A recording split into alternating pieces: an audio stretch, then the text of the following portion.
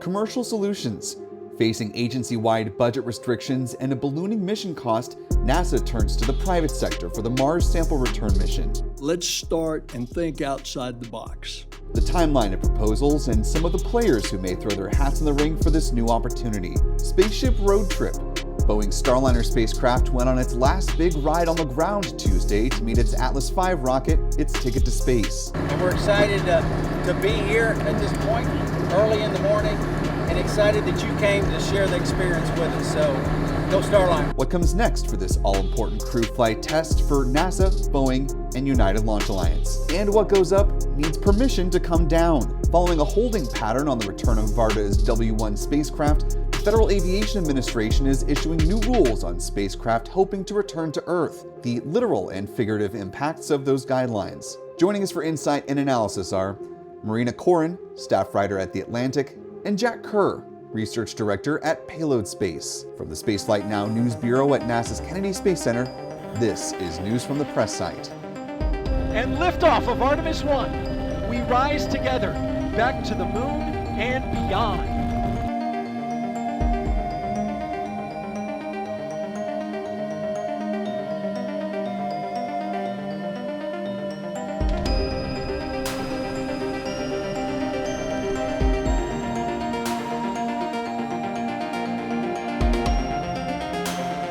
Copies. On board the International Space Station. And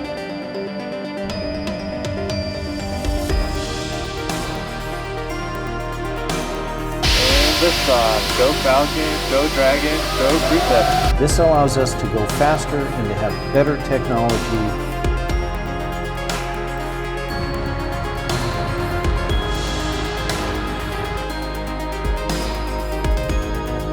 When we start putting humans on that vehicle, the excitement is even going to amp up even more. Thanks for taking the time to answer our questions.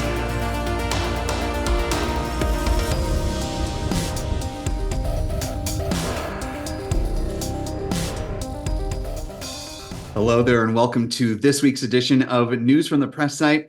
I'm Will Robinson-Smith, reporter for Spaceflight Now. Really appreciate you taking part of your day to get caught up on what was yet another very busy week on the space news beat.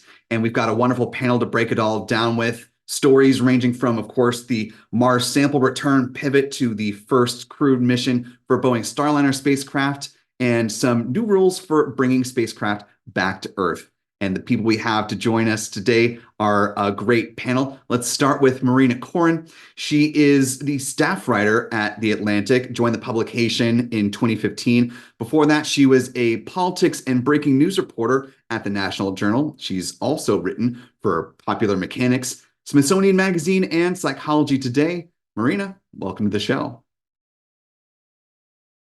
Absolutely. And rounding out our panel is Jack Kuhr. He's been with Payload Space since early 2023. He works as the research director and as a space reporter. Before that, though, he worked for Ally in their aerospace leveraged finance division. Jack, welcome to the show. Thanks for having me. Yeah, great to have you both here. And we've got a lot to break down.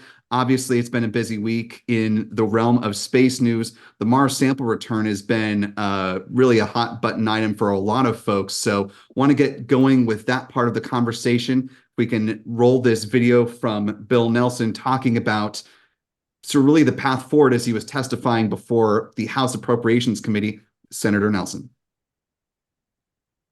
So we've gone to JPL. We've gone to the rest of the NASA centers. We've gone out to industry with a request for information.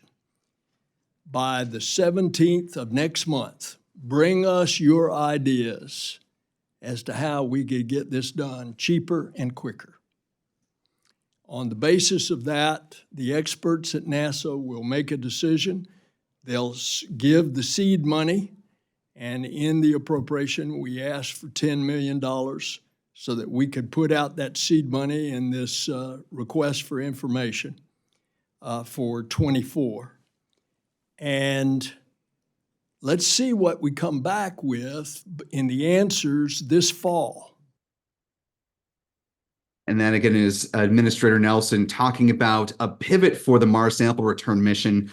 For those not as familiar, prior to now, it was all going to be run by the Jet Propulsion Lab in California and managed by them. But unfortunately, as was assessed by some independent panels, the costs were ballooning to about $11 billion. And the timeline to retrieve the samples was going to be pushed to 2040. So starting with you, Marina, getting this announcement, was this surprising, or was the writing sort of on the wall as we heard from all these independent panels saying this is, going to be notably over budget, it's very complicated, this may not be the best way to do it? Yeah, I think we were definitely due for an update. But I think what was most surprising to me was the tone that NASA Administrator Bill Nelson used at the press conference that he had about this week. He kept saying that a cost of $11 billion is unacceptable, that a return to Earth date for these Mars samples of 2040 was unacceptable. He said that that's the decade that NASA's hoping to put astronauts on the moon. And this type of mission, he felt, should definitely come well before that. And he kept using that word over and over again, unacceptable, in a way that made it very clear that these were obvious problems that he wanted NASA to fix. And that made me wonder, okay, well then how, what are the factors that led to this level of complexity for mission and led to this too big budget, right? Like, are there some things that NASA could have seen coming and maybe dealt with before it got to this point of almost, I don't want to say starting over, but they are in some ways, they're asking other entities out there to give NASA its best ideas for how to do this quicker and cheaper, as Nelson said. And I wonder, it's easier to say in hindsight, but I wonder how much earlier they could have, realized that this project was getting out of hand. And we also heard this week NASA officials saying that they're not going to try to reinvent the wheel here and depend on leaps in technology to make this mission happen. They're going to focus on tried and true technology, heritage technology. And again, I wonder why that maybe wasn't more of a focus at the outset in order to keep costs down and for the project for taking longer than it has. Yeah, I think it was actually, correct me if I'm wrong, Marina, weren't you the one that asked about the tried and true elements? And I don't think there was really a super clear answer that was given during the press conference, but the idea to, not use something that is entirely new, since their argument was that it would have a longer lead time and possibly increase the budget even more. But were you still left with questions in your mind about the approach of using that tried and true method, so to speak, for something that is quite literally never been done before, launching off another planet? Definitely. Yeah, I did ask that. And I don't think that question was answered. I've followed up with NASA since then to try to get a better response. And I wanted to make sure that I didn't sound like a complete jerk, right? I don't work on this mission. And it's easy for me as a reporter to be like, well, why didn't you think of this sooner? But it's not like these problems, I guess you could say, are new, right? NASA has a culture of optimism. Projects can take longer than expected. Budgets can balloon, right? I'm thinking of projects like the James Webb Space Telescope, which is in operation now, doing wonderful things. One of the things that NASA liked to say about that mission was that it relied on the invention of 10 new kinds of technologies, and that's why it's so sophisticated and advanced and wonderful. But those inventions did mean that the project took much longer than initially planned, and it cost more. So NASA has seen this happen again and again with large missions. So I'm wondering what could have been done differently with Mars sample return. And I'm really curious to see what people will bring to NASA and what kind of plan might, become the new situation, like the new planned thing at the end of this year. And Jack, to bring you in the conversation here, as we've heard from these independent review boards that have looked at Mars sample return, it seems like there have been concerns and sort of flags that have been put up about the practicality, the feasibility of the overall architecture that, I guess now we can say, did exist. We'll see what will come out of the recommendations. Do you think any of what we have seen and what we were seeing in the animation from NASA that I think was issued back in 2022, Do you think any of that will survive, either the NASA component or the ESA component, or do you think it's all going to be thrown in the round file and we're going to get something not entirely new, because obviously Perseverance is on Mars right now, but something fairly new in this whole thing? Yeah, so this is a mission that we all want to see succeed. I mean, it's so important, and the governments, people, industry, even politicians want to see this succeed. But the complexity of it, even compared to a James Webb, is really, it's really striking. There's so many things that need to go right with this mission for it to succeed. So beyond just the price tag, it's a very complicated mission. You have to have a transfer of these samples that Perseverance is collecting on Mars. You need to first of all land on Mars. You need to then take off from. There's a lot of things that make it a very difficult mission, and I think that is factoring in a little bit here. And yeah, the idea of like 2040, that being the date, the year in which we then receive the samples, I think is also giving people pause and saying, hey, we want to send astronauts to Mars by 2040. And this mission would in many ways be easier if we had a person to pick it up or analyze it. So I think there's just a lot of questioning on it, and there's just the broader context here is that NASA's going through budget cuts, a lot of the federal government's going through budget cuts, and marrying all that, I think is how we landed here. I'm very curious. I think it's going to be really, really interesting, and I hope they open up all the proposals. But I'm very curious as to what other maybe new space startups, or I mean, they talked about legacy A&D companies as well, but what the commercial innovation is able to bring to the table in terms of proposals.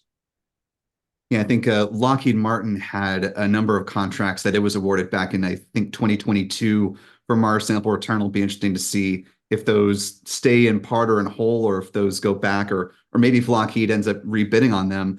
I guess to Jack's point, Marina, do you think that we'll see a lot of the familiar names that we're used to seeing in these bids and requests for proposals, or do you think we may see some new players start to enter the arena? I mean, we saw on Twitter or X now, that SpaceX and Elon Musk kind of threw their hat already in the ring, if you will. Do you think we may see some other names, sort of like a SpaceX, that are newer comparatively in space than a Lockheed or a Boeing? I think so. I mean, this is an exciting flagship mission, right? So why wouldn't you, as a new-ish space company, want to be involved, right? And so, and Bill Nelson really cast a wide net there. He's like, if you have an idea, come to us. I think it's natural that, I did see people saying like, now it's time for SpaceX to come to NASA's rescue again, in a way that it has done for other science missions and providing launch services there. So that's a natural inclination, but I think this is an interesting moment for a lot of different space companies to also throw their hat in the ring. I will just say that I think, like while we're going to be thinking about like, okay, how is launch going to look like, to Mars, and then also, off Mars, what other companies can contribute. I'm also thinking about all the scientists that are back on Earth and probably, having a deep sigh about this, because I think Nelson suggested that, maybe a new Mars sample return, the revamped plan, would see the return of fewer samples than originally planned. So as opposed to bringing back like the 30 capsules that Perseverance has so diligently worked to collect, they'd bring back maybe 10. And so, now you get into questions about beyond just, who are the space companies and industry players that are going to contribute. You start thinking about, well, has the scientific value of this whole mission changed if we're also going to be shrinking the scope in the amount of samples that we're bringing back? And obviously NASA has a history of doing a lot with very little. Still to this day, Apollo moon dust is being used for all kinds of research. But I think it is another important question to think about, as the architecture of the mission changes, what happens to the scientific value that everyone is hoping to get out of it?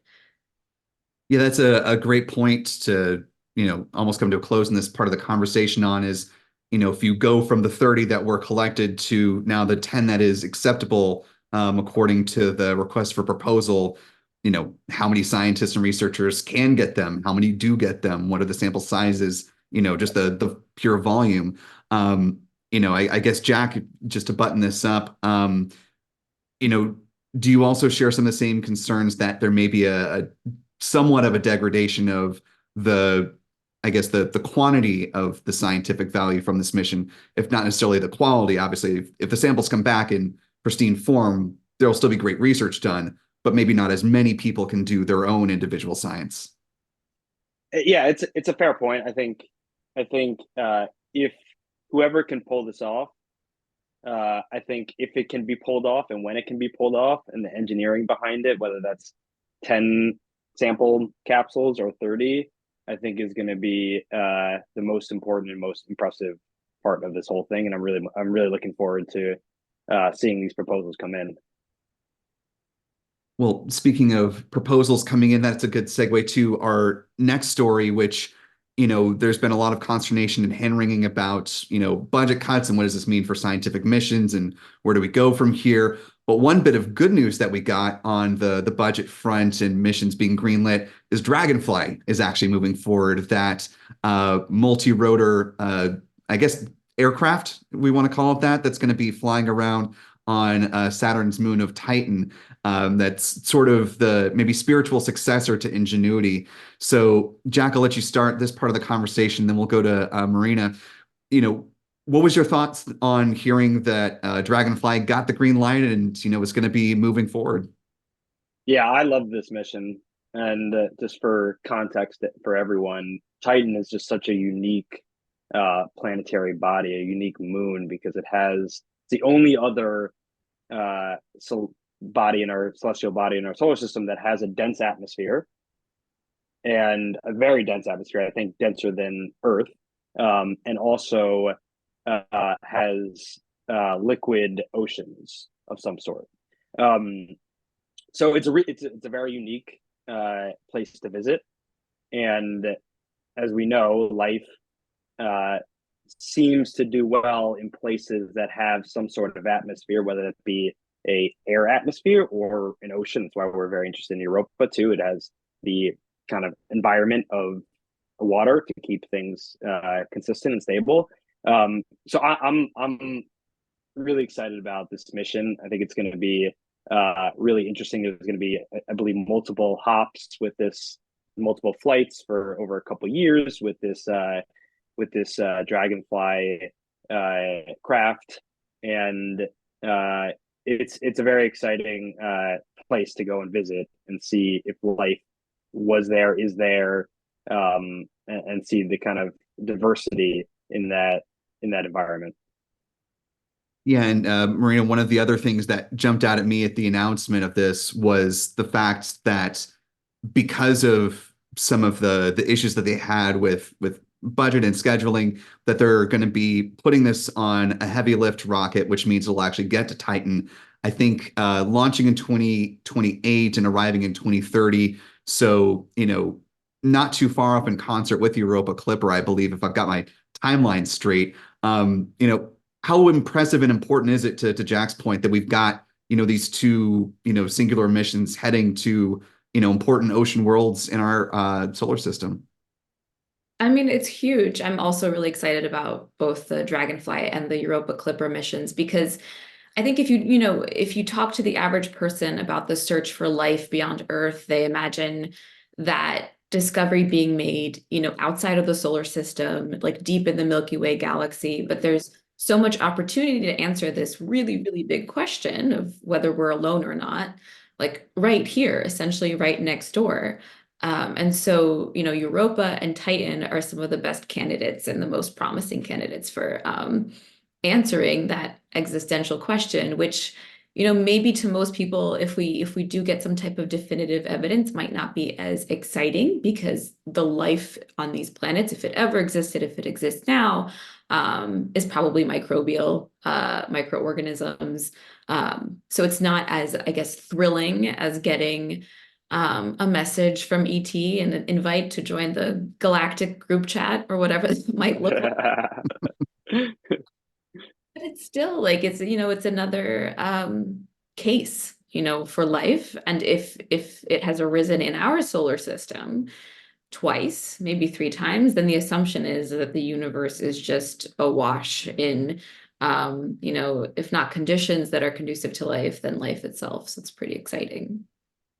Not to be too overly existential with this, Jack, but if we are able to prove out through either the Europa Clipper or the Dragonfly missions, definitive evidence of, hopefully persisting life on either of these two moons, how much of a paradigm shift do you think that is? And do you think that will, maybe spur some additional investment from whether it be the US government or other spacefaring nations to try to, make concerted efforts to go back to these bodies in a more rapid time frame, especially if we can say like, oh yeah, no, there's something for sure worth exploring here. Yeah, definitely. I think it's also cool that their first 15 minutes in this recording, we've been talking about science and finding the elements of life on Mars or Europa or Titan. And I think in many ways that's what space exploration is all about, and understanding life and our place in the solar system and universe. And I think in terms of I don't know if we discussed how much this is going to cost yet, but it's somewhere in the $3 billion range, this Dragonfly project. So I think what the real catalyst for more science missions is, one, it's going to be successes, but two, there needs to be a continuous decline in cost that could come from launch vehicle, rocket cost launches declining, and maybe more industry bringing costs down as well. But I think there's only room to go down in terms of cost, and then when you can get costs lower and you can have some successes, then I think this is going to be a field that a lot of governments and industry too are going to want to explore. Well, speaking of lowering cost and progression on launch vehicles, Jackie provided a wonderful segue to our next topic, which is, as we're recording this, it is April 19th, one day away from the anniversary of the first time the fully integrated Starship rocket launched from down near Boca Chica Beach in southern Texas. It was, as we all recall, quite the show for both rocket launch lovers as well as a bit of hand-wringing for environmentalists. As you see in the replay here, quite a bit of damage was left from the pad, and it was both detrimental in some aspects. Obviously, some good research came out of it from University of Central Florida researchers who are looking at the impacts of moon landing. So sort of a mixed bag, but it was a definitive step forward with the development of Starship. Both of you have written about it extensively. Marina, I'll come to you first. What were your memories and recollections from this first Starship flight, and the progress that has been made in just the past year? I mean, I can't believe it's been a full year already. And that makes me excited / nervous about the year ahead, right? Especially with the pace of launches that Elon Musk keeps talking about, which should always be taken with a grain of salt, right? Culture of optimism, of over too much optimism is not a NASA thing. It exists, throughout the community. What I remember is thinking, I don't even remember. I don't think I tried to have any expectations in the same way that I think a lot of SpaceXers probably didn't. And I was just struck by how quickly SpaceX has moved, not just in technology development and churning out these prototypes, which is not surprising given their entire ethos, but just on the ground at Boca Chica, how much it had changed. I'd visited the area back in 2019, and it was just it was so makeshift. It was so scrappy. And then I recently went back a year ago, and it's just, it's a space city, right? And it's growing so fast. And so, some of the locals refer to the state highway that leads from the nearest city to now Starbase as the highway to Mars. And a few years ago, you kind of chuckle at that, don't be so dramatic. But I think now it's less dramatic given how much progress we've seen out of the Starship program. Well, and Jack, they literally have a sign that says Gateway to Mars, in big bright letters lit up at night, which we'll have to wait and see how that fares for sea turtle nesting season. Hopefully they are courteous and dim those lights as they get into the turtles nesting. But to Marina's point about the sort of breakneck pace of development here, SpaceX broke their own record from going from a second to third flight, outpacing both the Falcon 9 and the Falcon Heavy, and doing it in less than a year's time, considerably less. So what are your thoughts and expectations as we are potentially on the cusp of the fourth flight? And, as Elon Musk has said, maybe getting a handful of these more throughout the rest of 2024. Yeah. So I was down there for that first flight, for that April 2023 flight. And a day before, I was really surprised talking with SpaceX folks and just people who had knowledge of how the ship was doing, at how not optimistic they were at it making orbit. That it was like, there was really this sense of like, hey, we just want to get this off the pad. It's been on the pad. We've had this rocket for a long time. We just want to launch it and move on to the next.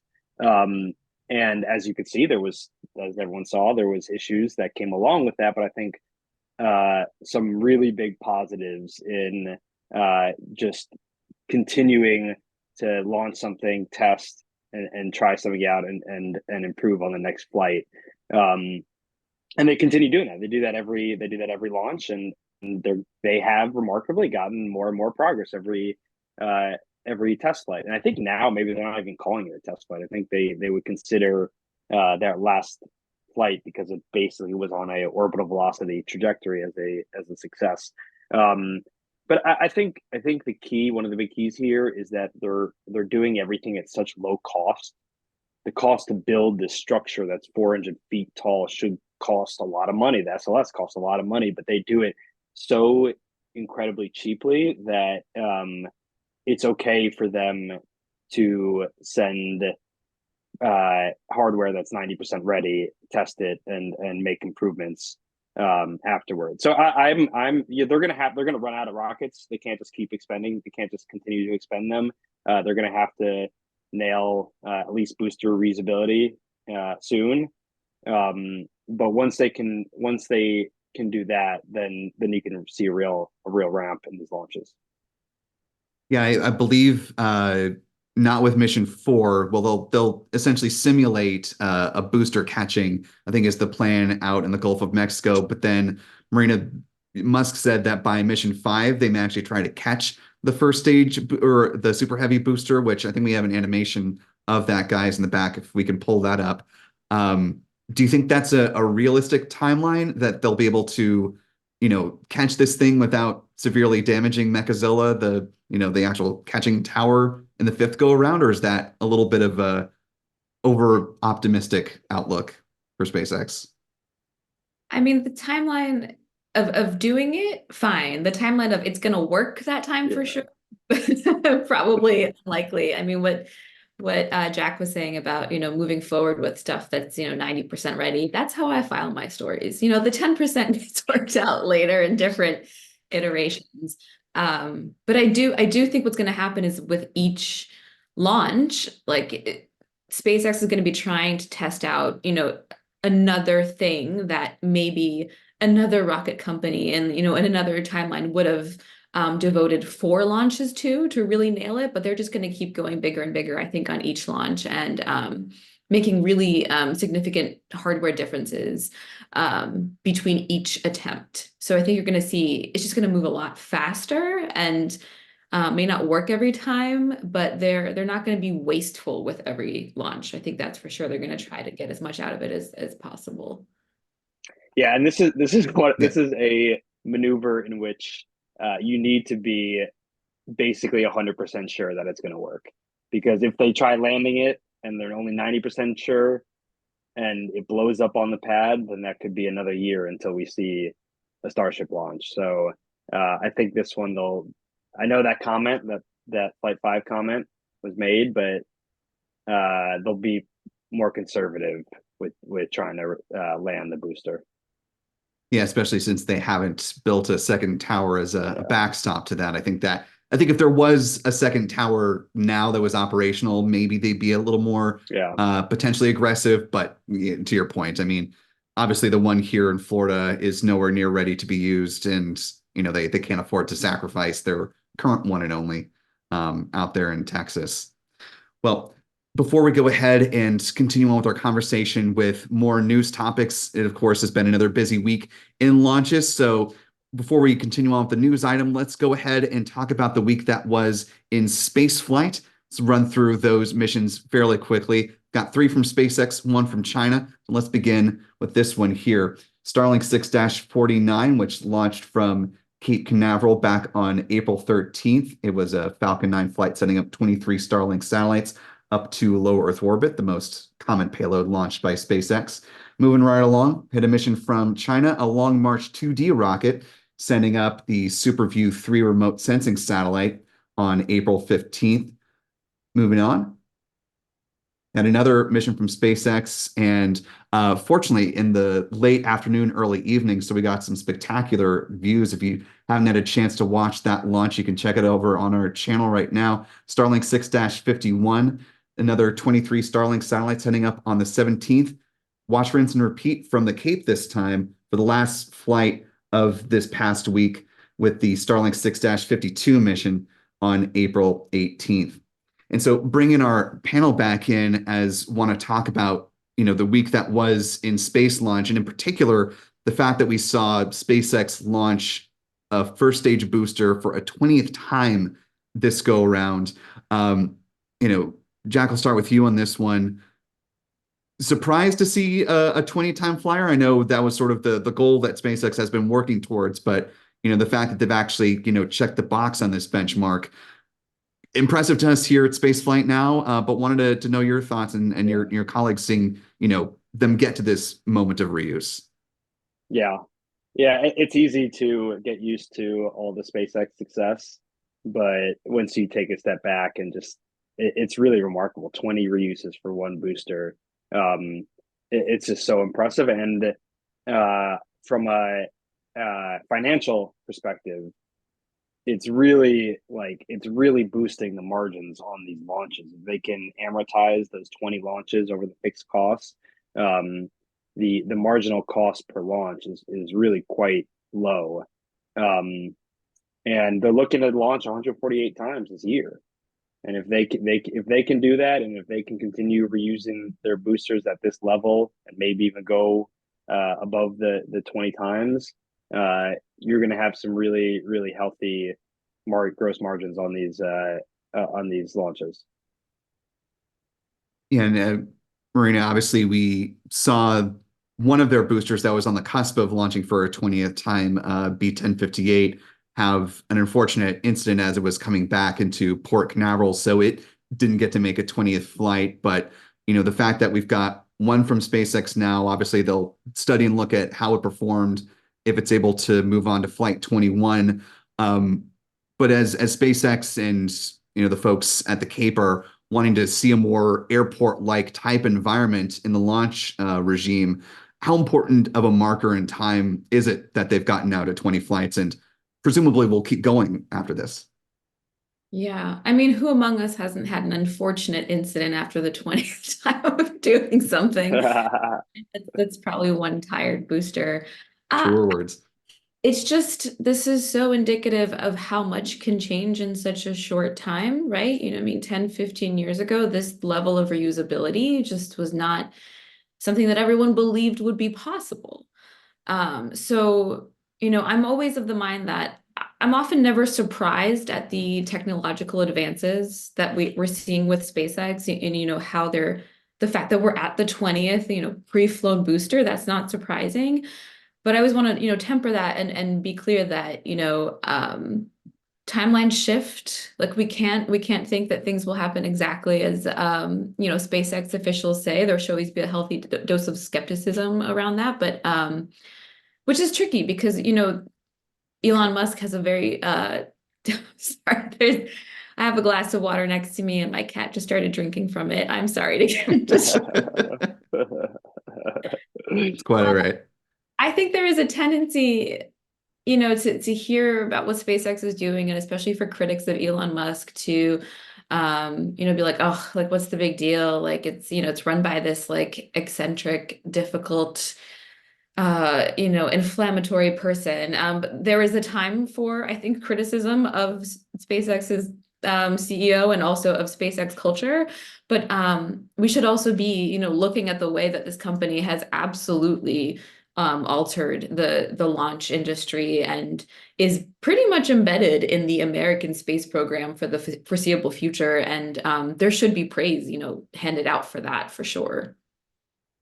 Well, and just given SpaceX's dominance in the launch market, and the fact that we've seen, the knock-on effects of that. I mean, they had their first mid-inclination launch with but mid-inclination rideshare mission launch, I should say, with Bandwagon 1. They're coming up on their, I think, 11th transporter mission that they've done, or number 12.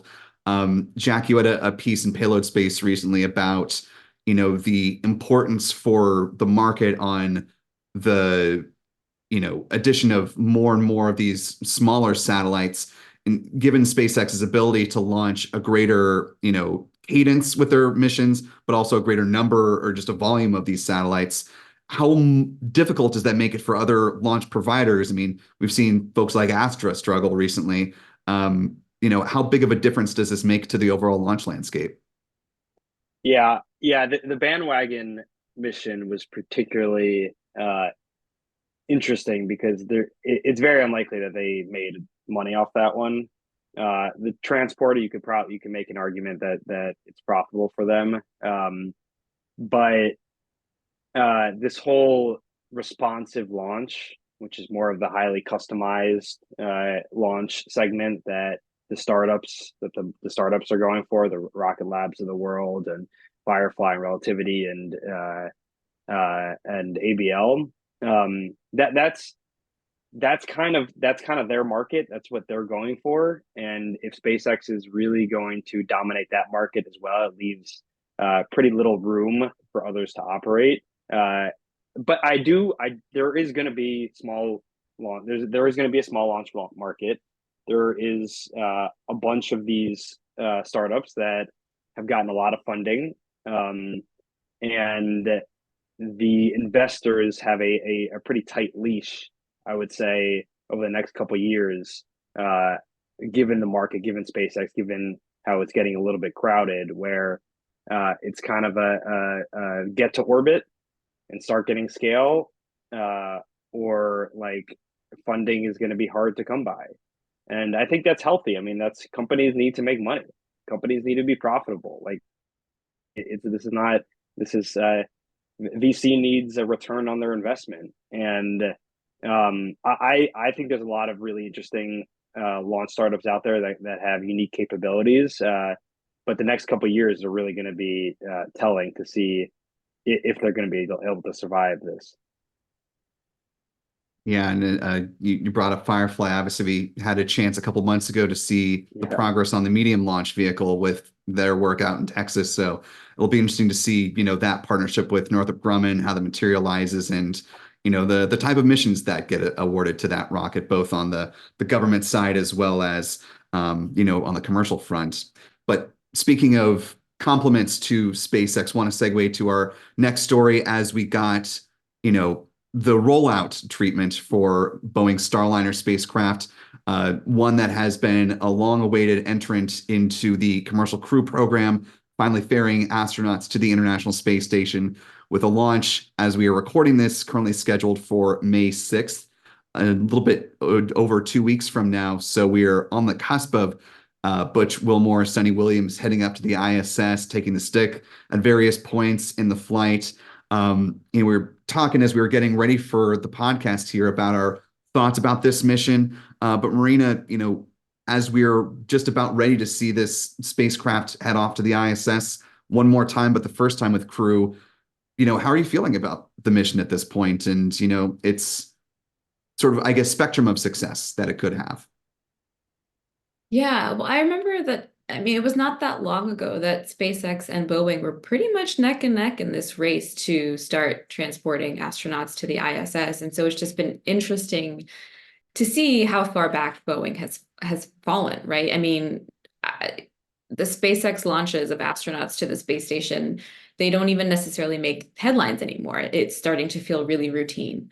So ahead of this flight, I'm thinking of Starliner's very first launch attempt, uncrewed, back in 2019, and I was at the press site at Kennedy Space Center at the time, and I remember that it was just such a picture perfect launch, and it happened just before sunrise, so you could see as the rocket went up, there was nighttime on one side of it and daylight on the other. It was a really beautiful launch. And as everyone does after the rocket takes off, we all packed back into the press site, got back to our computers, and then I remember just how quiet it suddenly got at the press site, and not a good kind of quiet. And you could see the look on Jim Bridenstine's face. Bridenstine was the NASA administrator at the time, and just know that something was wrong. So I think with this crewed launch, there's going to be launch nerves, but I'm also a little bit nervous knowing that there has been that history there. And of course, Boeing has made so much progress since then to really ensure that everything works well. But I'm a bit nervous, as I am with any human spaceflight launch. And I think that the stakes are really, really high, not just because there's human lives involved. Those are definitely the highest stakes. But it's an interesting time for Boeing as well, which is dealing with all kinds of publicity over another one of its divisions, air travel. And, I'm looking forward to what happens, keeping my fingers crossed. But yeah, we'll see.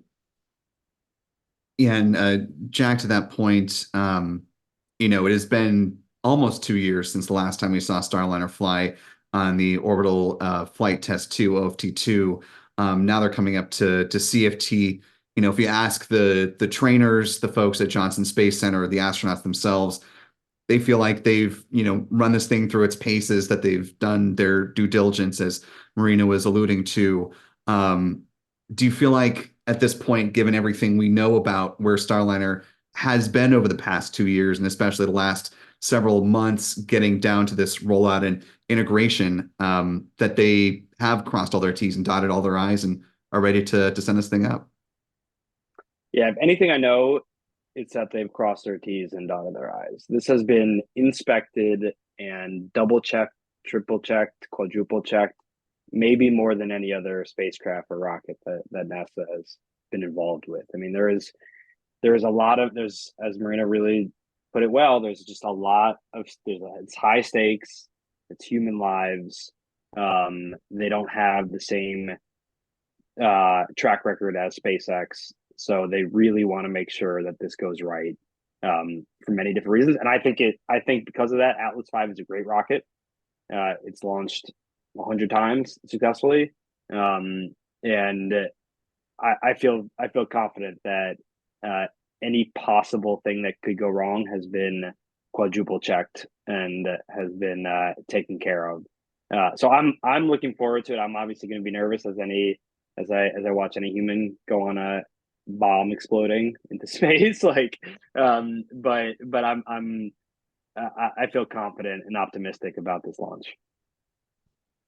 Well, of course, one of the important things about this is it's going to be launching on an Atlas V rocket. Once this mission goes, there will be presumably 6 others that will go up to the International Space Station on the Atlas. But its successor, Vulcan, which takes us to our next story, is getting ready for its second certification flight. Presumably, will be the vehicle that once the Atlas V is retired, would be launching the Starliner spacecraft. And we just got images from Tory Bruno that it's got its second BE-4 engine.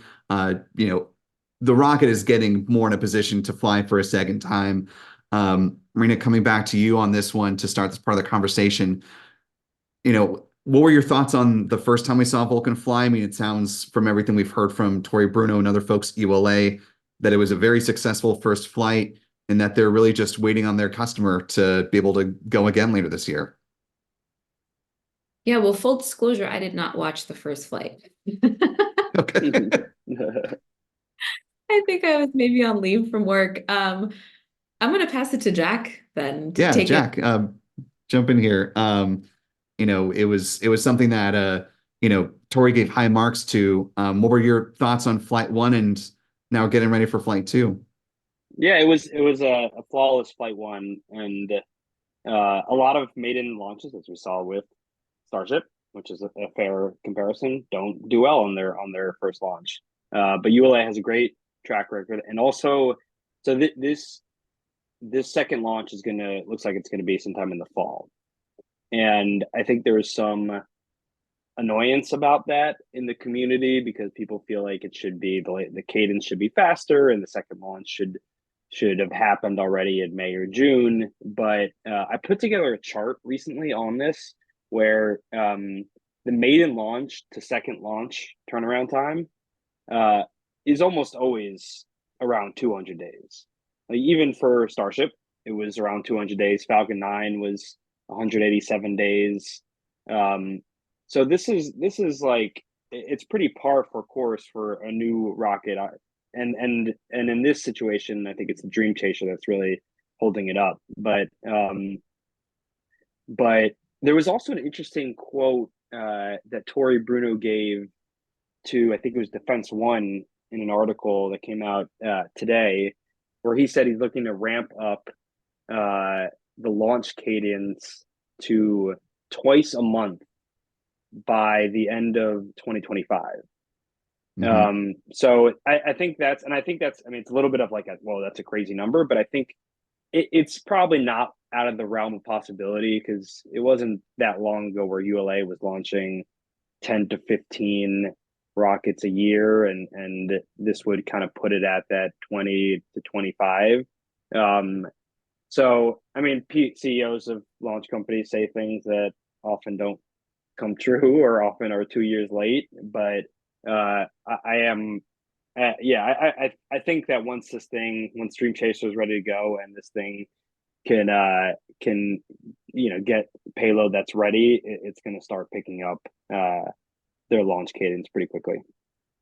Well, and certainly once Blue Origin is able to kick up their cadence with the BE4 engine, it sounds like that's from other recent comments from Tori Bruno, kind of the lagging element that'll allow them to really start ramping up that production cycle. And then they can start stacking Atlas 5s in one lane at Pad 41, got Vulcan in the others until the Atlas finishes flying out. Realize we're almost at the end of our hour, which is amazing how fast it goes. Want to pivot to our last story before our time is up, though. One that you actually wrote about, Jack. So we'll start with you. Varda, of course, launched their Winnebago 1 payload last year, was forced to hang around in low Earth orbit for much longer than they had anticipated because they didn't have a reentry license. And so they waited and waited and waited. And eventually in February, it was able to get that license and make its way back. Now the FAA is saying you cannot launch until you have a reentry license. And of course, Varda is saying, yes, we'll abide by that. But when you open up the aperture, of course, to other companies that want to launch and bring things back, bring it back to the last part of our conversation, like the Dream Chaser space plane, which I don't believe has received their reentry license just yet. How important is it to have this new rule in place going forward so that you don't have other spacecraft just kind of, chilling and hanging out there? Yeah, it makes sense. I mean, it was a little bit of I'm surprised it even happened that Varda was up there and couldn't get a reentry license. I mean, this stuff should be taken care of before it's launched. And I don't think this is something that Varda or any other company is going to really push back on. It's a good way of streamlining everything. I think Varda is going to be launching more. There's going to be other kind of in-space manufactured reentry vehicles that pop up. This is the progression of this the space economy that we're all witnessing, and it's exciting time. It's an exciting times. I think the FAA gets a lot of flack, but I think they do a phenomenal job and they work very quickly. And this is a way for them to continue to expedite missions, not to hold missions back. So I think it's something that is probably welcomed by most stakeholders here. And Marina, to that point, obviously you want to limit the amount of objects that are hanging out in low Earth orbit with no clear return path back. As you know, we just saw NASA release its plans for more responsible space sustainability. Do you agree that, to Jack's point, this is just sort of an inevitable step given the progression of reusability that we're seeing in the low Earth orbit economy, that, it was natural that we would come to this point where you would say, yeah, you got to have a plan to come back if you want to send something that you want to bring back? Yeah, I think the whole situation is just one more sign of how sometimes it's hard for governance to catch up with reality, right? And how we're still having a lot of conversations about how to manage satellites in orbit, who should be in charge of space traffic management. I think that's going to be one of the most interesting stories in this decade is, how do we handle a place that and space is a place in this sense, right? Like I think sometimes it can be so abstract to people on the ground, but it is a place, it's a landscape, and it's getting more congested and complicated the more satellites go up. So this is one more sign that government agencies should work quicker, which is, it's funny to say, government agencies working fast. It's not usually something that really but should really start thinking more deeply than they even have been about how to regulate these types of movements and reentry rules and, on orbit servicing, proper satellite disposal, right? Like, and this is, can become a problem really quickly. One anti-satellite test, one collision between two satellites of two different nations.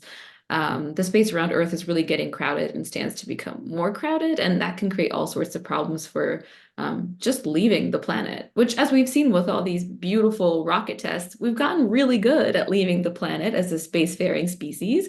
But in doing that, we've also created other problems around our home planet.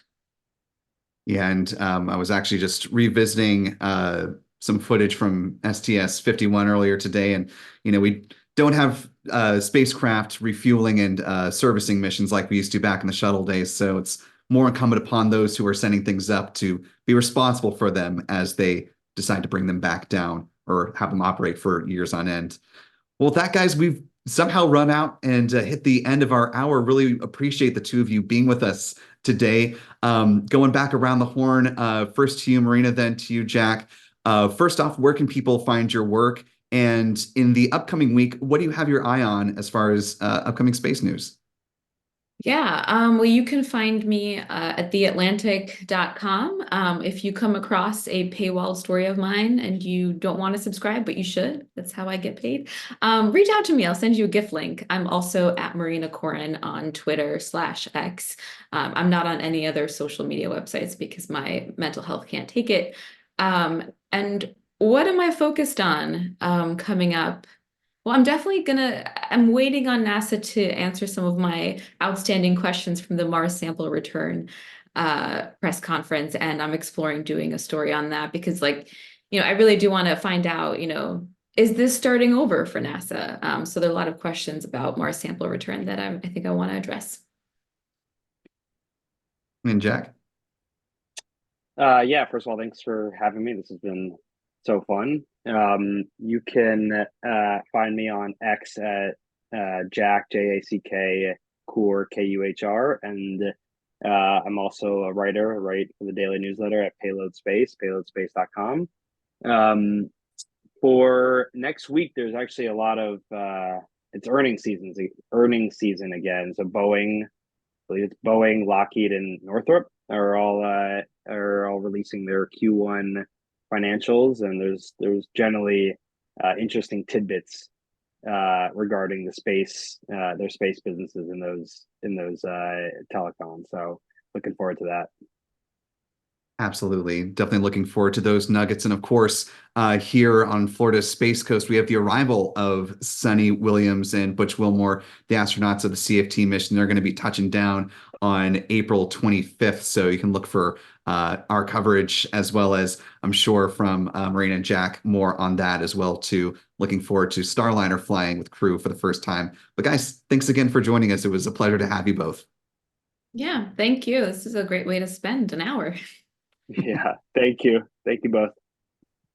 And thanks to you at home for joining us for an hour, getting caught up on the news. That was a very busy week on the space front. Really appreciate all your time and attention on these important matters and getting just a little bit smarter on what's going on up above and the people down here on Earth that make it happen.